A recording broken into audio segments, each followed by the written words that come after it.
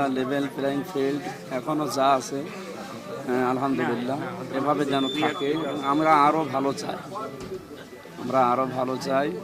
17 বছর পরে যেহেতু ভোট দিতে পারছি, জনগণের যে সাড়া আশা করছি দাঁড়িপাল্লা বিজয় হবে ইনশাআল্লাহ।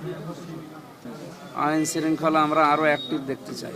এনারা আমাদের এখনও পর্যন্ত যেভাবে মাঠে ময়দানে কাজ করা দরকার, অস্ত্রগুলো উদ্ধার এখনও হয়নি।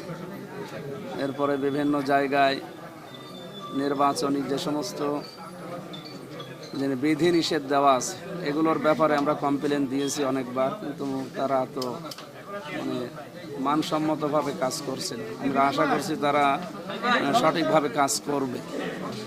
তাদের যে নির্দেশনা দেওয়া আছে সরকারের পক্ষ থেকে তারা যেন এগুলো ফলো করে চলে।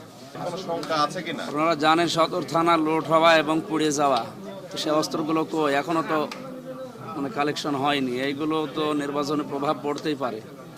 এরপরে বর্ডারের বিশেষ করে এই দৌলতপুরের এই বর্ডার দিয়ে এখনও পর্যন্ত বিভিন্ন জিনিস আসে, আমরা শুনছি এবং নির্ভরযোগ্য তথ্য আছে। এগুলো এখনও পর্যন্ত আমরা কোনো অগ্রগতি দেখছি না কালেকশন করার। আমরা চাই নির্বাচনের আগে খুব দ্রুত এগুলো আগে কালেকশন, এগুলোর প্রভাব পড়বে। আর এগুলো প্রভাব পড়লে নির্বাচন সুষ্ঠু হবে না।